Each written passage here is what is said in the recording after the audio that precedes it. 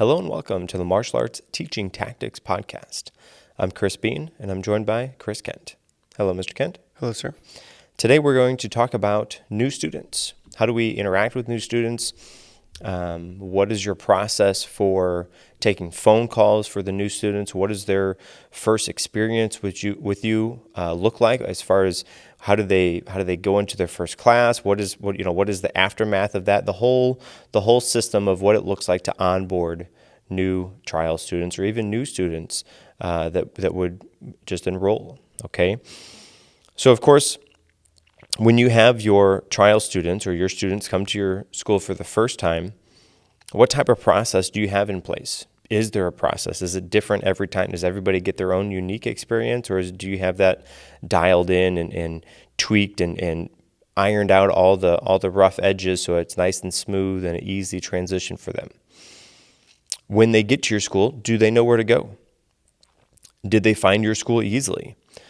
Does your staff know what to do with them as far as processing them and getting them into their first class? How long has it been since they contacted you before they are here to do their first class? What type of information do you need them to know before they come to their next class? Did you tell them how to sign in for their class to attract for their attendance? Does your teaching team know they are a trial student and what to do with them as they're on the floor for the first time? Of course, these are all questions that you need to have answers to in order to give your trial students a better chance for success. If a trial student has a bad first class or a poor customer service, then the chances of them returning, of course, are low to none. Setting a protocol for how to handle those trial students, it will be vital to your school's success because, of course, as you know, without new students coming in and continually coming in, you're not going to have a school for very long. Of course, you can do your best to try to keep those students that you have, but eventually somebody will move away, go to college, something will happen. So having a continued flow of new students into your program, of course, is be ideal. That's what you want to have or want to look for or strive for. And having a good, smooth experience for them coming in for the very first time and then getting to the training floor and doing their first class will be vital to keeping the doors for your school open. First off, how do your students contact you? Your new students, those trial students, how are they getting in touch with you? Do you have a web form that they click through to get to fill out some information in order to get to your school? Did they call your school? Did they just show up? They happen to be driving by. Hey, look, there's karate. Let's go check them out and see what they're doing. Ideally, if you have a viable option for each and every one of those situations, each one of those ways, those contact methods that those new students can contact you, if you have a path or a system in place for those contact methods, the better you'll be for it, right? The better you'll be.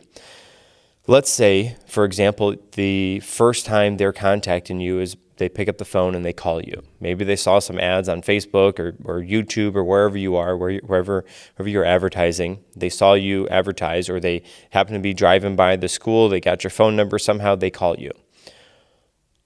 What does your office personnel do with that? How do they interact with them? What are the questions? What are the things they need to know, or how do they set up that trial class? What does that process look like? Of course, having a phone script, when you have, now of course, if you have current clients call you, you wouldn't go through the same phone script as if a brand new person calls you. And more often than not, knowing it's a new person is pretty clear because their answer or their question is, how much is karate? Do you guys do karate there? But you'll know, they're very clear. It's very easy to see those, this person already doesn't already go here. Boom. Then you pull out the phone script, or you go to the phone script, or however you interact with it. But that's where the phone script would start or come out at. If you have somebody call you, it says, hey, I need a private lesson, or hey, is T-shirt summer start yet, or something like that. You don't need to do the phone script for them because they're already here. They're asking questions that somebody would only know if they're in your program. If they're asking questions like, again, hey, do you guys do karate? How much is karate?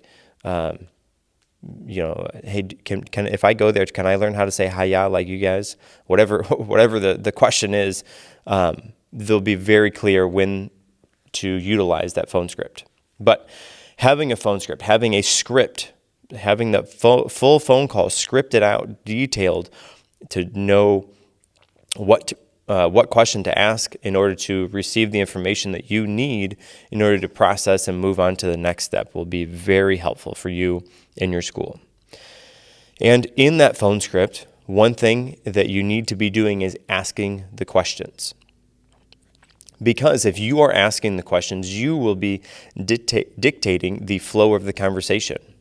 Also, when you're asking the questions, you're going to be able to get the answers that you need in order to process their information and get them onto their first class.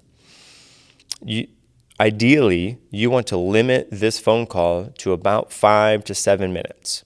You don't need to have them on the phone for 15, 20 minutes. You don't need to know their whole life story, although they will and often try to tell you their life story.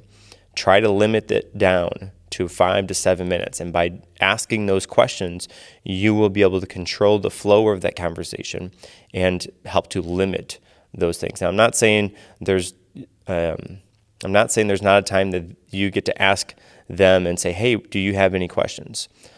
You can certainly do that, although I would avoid against that. Because when you ask them a question that's open-ended like that and say, hey, do you have any questions? Yes, how much are the classes? Then they go into a whole thing, and of course that will draw out the conversation, make it longer than it needs to, and on top of that, they are going to start to prejudge your school before they actually come to see you and try that first class and see what your program actually has to offer. Of course, that's ideal, right? You get them on the phone, you have 5 or 7 minutes of a talk with them. They come in and do their first class, and then you answer some of those questions. Hey, listen, this is how much the program is. These are the class times per week. All those different things are going to get answered after they come to you for the first time, because then they get to see, oh, hey, this is what it's like. Because everybody has some sort of preconceived notion of what karate is like. And about 90% of the time or more, what they think karate is like and what you actually do in your school, vastly different.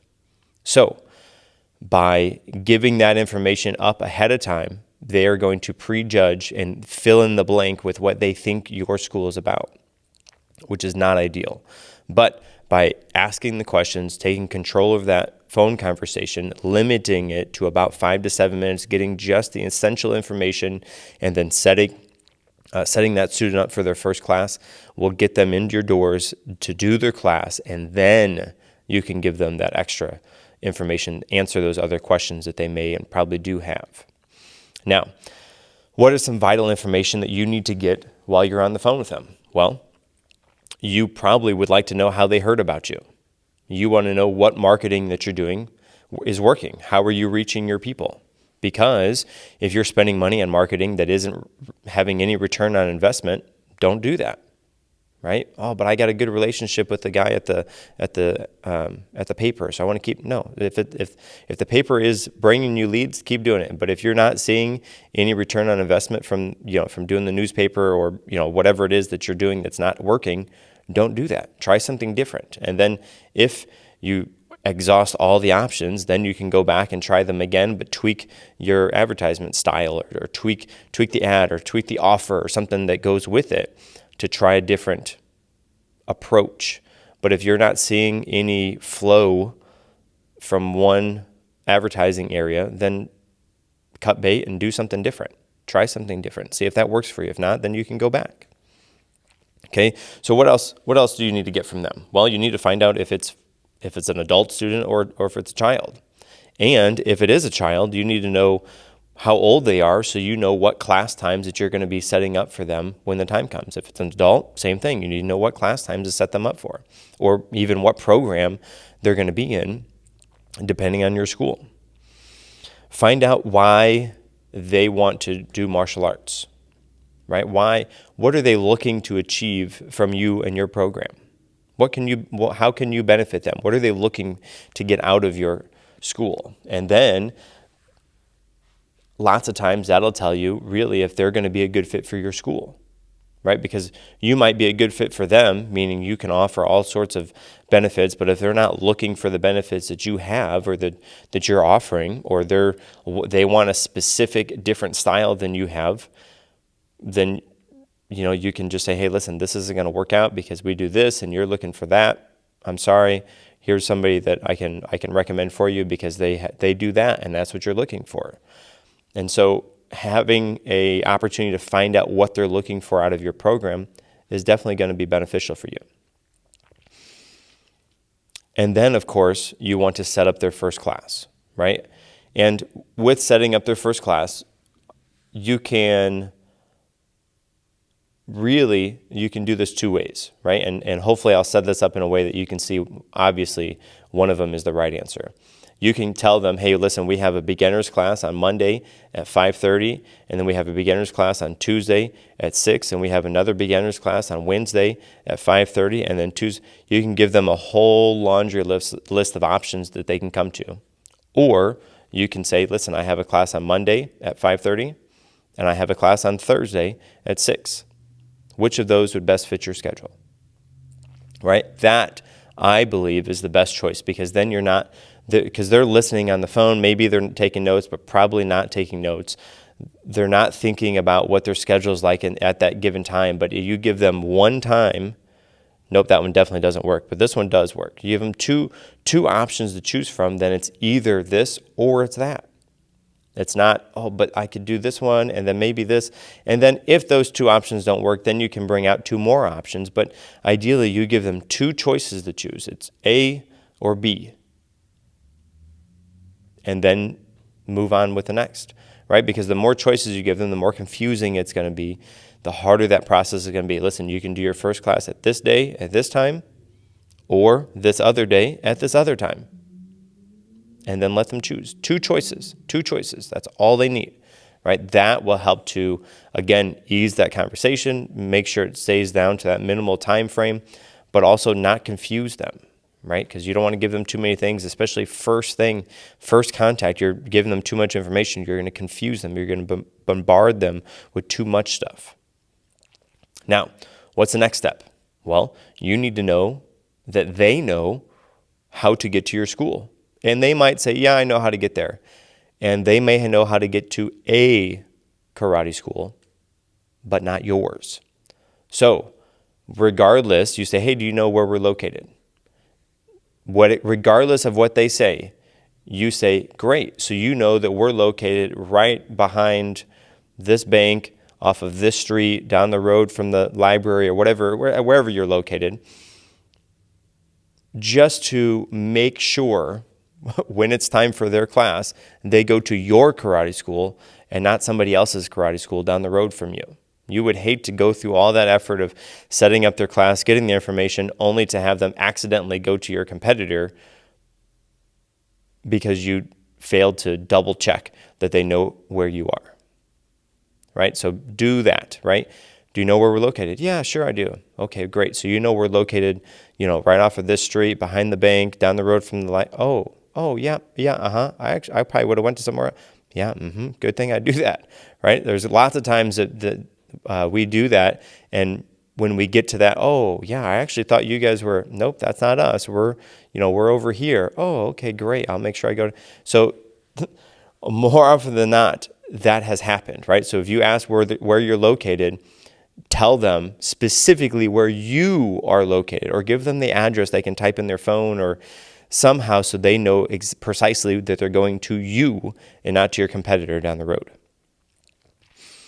And then, of course, you want to let them know that you're going to be excited to see them and their child, or to see them and interact with them and get them set up for their first class.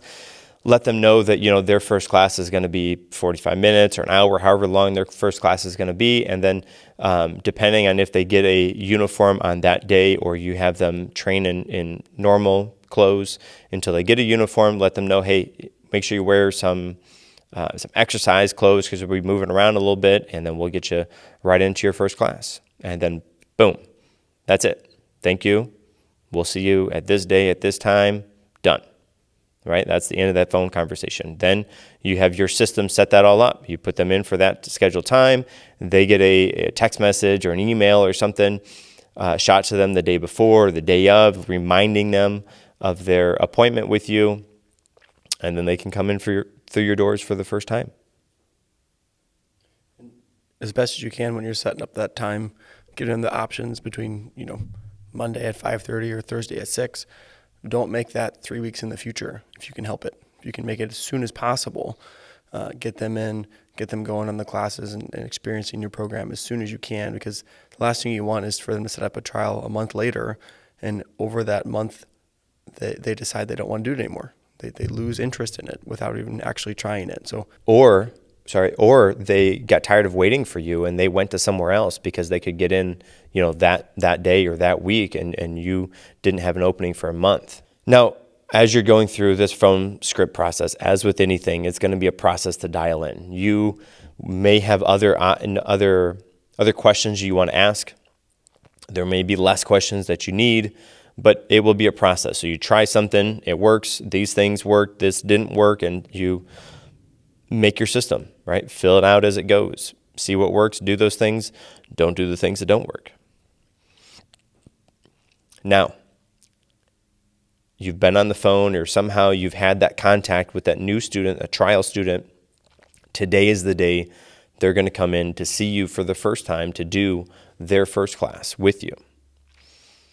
What do you need to do? What are some checklists that you may have? Well, when somebody comes to your school for the first time, you and your staff need to do your best to make them feel comfortable. Because, as you know, or as you can imagine, trying something different, trying something new, going somewhere for the first time can be uncomfortable. So the easier and the more comfortable you can make that experience, the better experience that person or that student is going to have. Be friendly, be kind. Treat them just like you would treat anybody else in your school. Before they arrive, you may need to have a few things ready. And of course, you want to make sure you have this stuff ready ahead of time, not scrambling as they're walking in or as they're standing in front of you, because that's going to look, it's going to look unprofessional because you're not prepared for those people that had their class set up, 3 days ago or a week ago or whatever the time frame is, even earlier today. That's still enough time. You can set those things and get the information ready.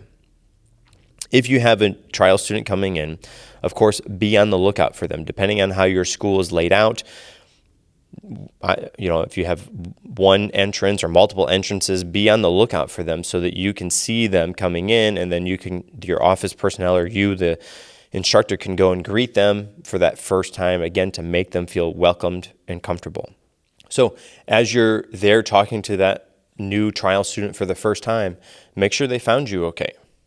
Right? And take care of any signatures or any paperwork that needs to get done. Take the student's photograph if they need to get fit for a uniform or fit for a belt or put their name on whatever it is. Take care of all that stuff, right? Get that stuff done out of the way. And of course, as they come in, they likely will have questions. So be ready with those answers. And as you do this, the more times you do this, you'll know they're going to ask question 1, 2, or 3, or all of them. And know the answers for those, so you're not like, oh man, I've never been asked. Nope, it's nearly every time a new person comes in, they're going to ask real similar, if not the same questions. So have an answer ready to go when they ask those things, right? Is the best, right? Because it would be terrible for that person to come in for the first time. They ask a question that is a pretty standard question, and you're like, I don't know the answer to that. Well, that might raise some red flags for those brand new people if you can't answer a seemingly normal question. So know what those questions are, and then if you have an answer ready for them if and when they ask those questions. On top of that too, something that I like to do is have a few preset questions or just conversation points to kind of help break that ice. Because like Mr. Bean said earlier, sometimes doing something new and coming to a new place and being around new people can be intimidating and nerve-wracking. So when they walk in, to help calm their nerves, have a few questions. I have a handful of questions I ask every single person, and everyone gets the same questions, and they can toy with the answers. It just kind of helps to break the ice and smooth things over as you're going through that process. And as well as we're talking about, these things that are going to happen, I straight up tell them, okay, listen, I'm going to do this, I'm going to do this, we're going to do this, and then your class is going to start at this time. I let them know exactly what's going to happen in the interim, or setting them up and getting them ready for it. That way they know, okay, boom, boom, boom, boom, all right, now it's time for class, and they get into class and they can do what's going on. So that's just another way to ease the anxiety or the stress of being in that new place. Is, in my opinion, not only letting them know what's going to happen, but then having some conversation points to be able to discuss with them. And it doesn't have to be super deep. It doesn't have to be super serious. Just something to get them talking and to help start to build that relationship with them, I think makes the whole process go a lot easier and makes it more comfortable.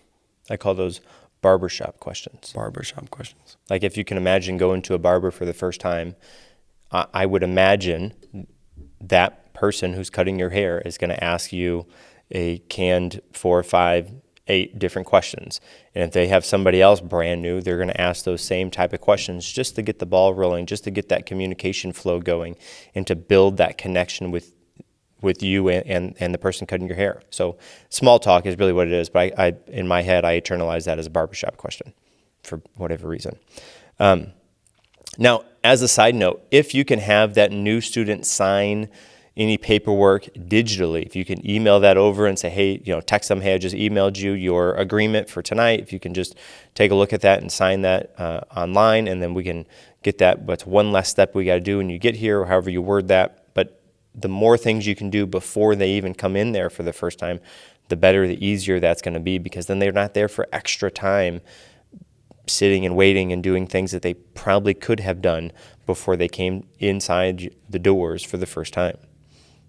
Now, if you're going to give them a uniform or a belt or whatever it is, have options, have sizes available, and always guess too big.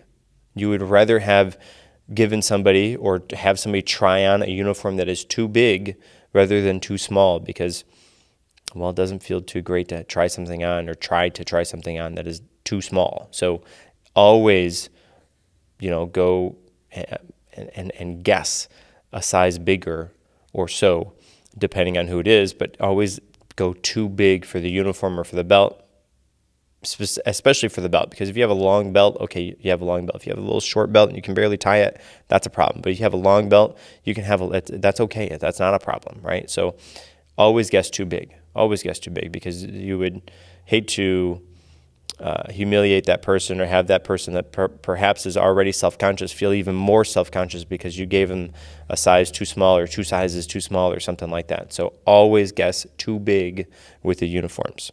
As you are giving them a uniform or a belt or something like that, what we do, our protocol, is we write the name.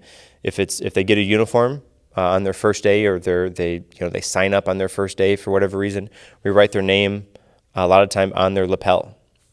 If they get a belt, pretty well everybody that comes in, they start with just a belt and they just wear their street clothes. We write their name on a belt, right? And so that way, everybody in the room, whether it's a staff member, a junior team member, or even another student that's in class, they can look at that person and say, oh, that guy's name is Jackson. Hey, Jackson, how are you? They can have a conversation with them and they can say their name because their name is written on them. It's like the equivalent of wearing a name tag. And the nice thing is that uniform or that belt, that student's going to wear for 2 or 3 months. And so that gives you 2 or 3 months or longer per se to get to know that person's name. You can match their name with their face and really use their name. The more times you can use their name, the more comfortable that person's going to be, the better connection you're going to have made with that student. So simple, write their name on their belt or their uniform or both even, so that everybody on your team and even everybody else in class can look at them and say, hey, that's Jonah. Hi, Jonah, how are you? Or whatever their name is. Depending on your information processing system as well, you can take their picture too and have that in your records on their, on the computer with their profile. This is, Jonah, and here's what he looks like, and have also other information stored there as well. And it's just another way to help recognize that person and have a record of what they look like too. Yeah, and you can even use that as like a training protocol. So each week, your office personnel and maybe your upper end of your staff go through the new trials for that week, and they do kind of like a memory game where they try to match the name with the face. And that would be a good opportunity to get your team to interact and remember and remember their names, remember those students' names, because it's terrible when you have somebody that's been there for a few weeks and you say, man, I can't remember your name, or hey, you come over here, because you can't remember their name. So the more times you can have interactions with that students with that face and put the name with the face and match those up, the better, the more comfortable that student's going to be with you and your team. Of course, as we discussed before, let the student know your process for taking attendance. Do you have an iPad they got to type their name in? Is there a physical time card? Is there a roster that they're going to be interacting with? But let them know what that process is like, because either they'll be doing it on a weekly basis or a monthly basis, depending if it's a roster, or they'll be doing it on a daily basis. Every time they come to your class, to your school, they'll be somehow marking themselves or getting marked for attendance. So let them know what that process is like. Now, there's a wide process, a wide variation, or many options for taking attendance. So we're just briefly going to talk about that, okay? A couple of them are adequate, easy, not too hard to figure out, right? What we do, and we haven't always done this, so I'll speak about some of the other options, other things that we've done in the past. But what we do currently is we have an iPad on the wall. The student goes, they type their name in, boop, yep, that's me. They pick the class they're going to, done. And we have it right on the wall, right outside of the entrance for the training floor. What we've done in the past is we've had a time card. Basically, it was a business card that had their face on it, their name, and a barcode.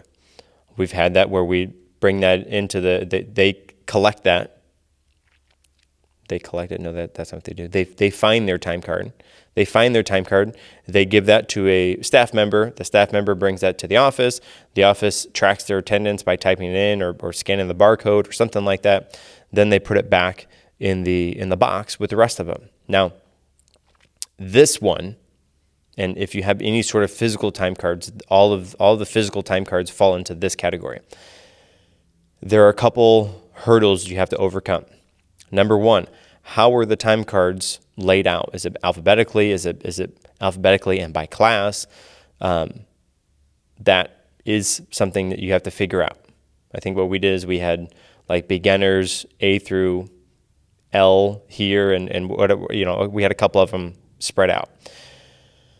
The hard part about that is, as the students are looking, and mostly kids, as the kids are looking through their time cards, they perhaps will put their card or everybody else's card in the wrong box. Then when somebody else goes to try to find their time card, it's not in the box that it's supposed to be in, because some kid put it in the wrong spot. Or some student, even adult, can make a mistake like that. It's not super hard to do. On top of that, that's extra time that your staff is interacting and doing stuff with a physical time card, because you have to have somebody at the door collecting those time cards. Then you have somebody that's from the floor bring that into the office personnel. Then the office personnel is either manually scanning or typing in or somehow stamping or tracking those students' attendance. Then that office personnel has to alphabetize them and then put them back in the corresponding boxes. We did that for a long, long time. It worked. Did it have some hiccups? Yes. Was it frustrating midway through the night for all the time cards to be in the wrong box and clearly in the wrong box? Yes.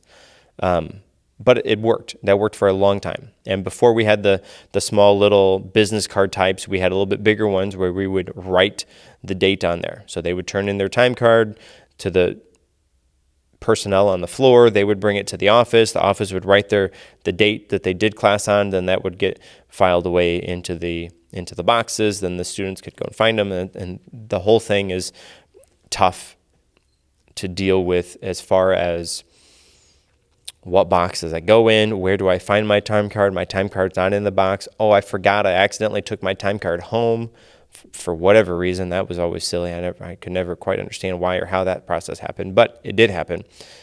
So where we are now is we have an iPad on the wall. They type their name in. Boop. Okay, I'm here for this class. Okay, great. Done. That is so far much more efficient than what we had previously. Their classes get tracked. It's on. Now, there is a small pitfall for this one. If they forget to sign in for class, which would be the same thing, they forgot to get their time card or whatever, but they forget to sign in for class. Can happen, yes. If the internet or that system that you're using to track that goes down, yes, that can and sometimes does happen, yes. Then you have to try to figure out a different way to track their attendance for the day. They write their name on a list or something like that. It's not super hard. But that, so far, what we're using now is again, the iPad on the wall. That seems to be, so far, the most efficient way that we found to track their attendance. The least amount of time for the staff to be involved in that tracking process is this. Now, another version of this, again, with least amount of time involvement from you and your staff, is to have a roster. In a roster, the students can sign up for, so I'm going to go to Tuesday and Thursday beginners class from now until till I move into the next class. So for a year, I'll be in this class, and they sign up for all those classes. Done. And they, perhaps as they come in, they tick the box, okay, yes, I'm here. It marks their attendance that they came to that roster. Done. That is an extra step for the clients to do. Does it work? Yes. Have we done that? Yes. If you have virtual classes, that's a great way, because then you can have it even set up where they click the link and then automatically tracks their attendance. As long as they're in that roster, all set, done, no problem. That is beautiful for virtual classes. So have an idea of what your time card, you can even have instead of having an iPad on the wall or something, you have a staff member, an instructor, somebody on the training floor with an iPad, and they're marking down the students as they come to class. Boom. And then the students aren't responsible for it. You take a little bit of time to check the boxes, or you call attendance real quick at the beginning of class. You check the box. Okay, great. Everybody's here. Boom. Let's get to work now. Right? That's another option you can do. But have some sort of way, some idea, some tracking method for tracking your students' classes, track their attendance. Now, the beautiful thing is, once you're on this tracking attendance path, you can do a couple things. You can say, listen, in order to test for your next rank, you have to have 18 classes for this quarter. For these 3 months, you have to do 18 classes before you're eligible to test for your next level. Okay, comes testing time, man, John's not looking so great on his stuff. Let's see how many classes he has. Oh, he's got 10 classes, so he's missing almost half his classes. That's why you're not doing so great, John. So we're actually going to have you do this belt rank again, just to make sure you are set and ready, give you extra time on this information before you are ready to move and progress to the next level. All right, that's a handy tool to have. You can also have it where it tracks the classes. When your student gets the big milestone, 100 classes, 500,000 classes trained, they can get a little patch or a little sticker, some sort of recognition that they've trained for X number of hours, they've been to you for X number of classes. Is an extra kind of cool thing that you can do just because you're tracking their attendance. It just makes it that much easier. On the other side, tracking attendance is great because when you are at the end of the week and say, man, there's a couple people I don't think I've seen this week. Let's see if they were here. No, they weren't here this week. So anybody that wasn't there this week, anybody that didn't get attendance tracked this week, you can be on the phone and call them. Hey, listen, how come we didn't see Jackson in class? Oh, he was sick. Oh, okay. I'm sorry to hear that. When he gets better, let's get him set up on a private lesson so he's caught up and he's not missing any. Oh, yeah, great. Perfect. Right? So having an option for tracking the attendance builds in these other extra options that are very beneficial to you and your program. So today we went and dived into a little bit of what it looks like to onboard and the systems in place for dealing with new trial students. We're going to go a little bit more kind of the next step, as it were, next week in our I almost said in our lesson, in our podcast here. We'll go into the next step and what you do next after that student has came to your first class. But that's what we have for today. You can, of course, always find us on the socials. We're on Facebook and Instagram and Twitter and Reddit and YouTube. I got them all. Yes. Eventually I'll be able to do this, no problem. But of course, you can interact with us on any of those places. You can listen to our podcast anywhere where you probably are listening to our podcast, or anywhere where podcasts can be listened to. We are on all of those things. And you can find us at MA Teaching Tactics. That's MA for Martial Arts Teaching Tactics. Until next time, I'm Chris Bean. And I'm Chris Kent.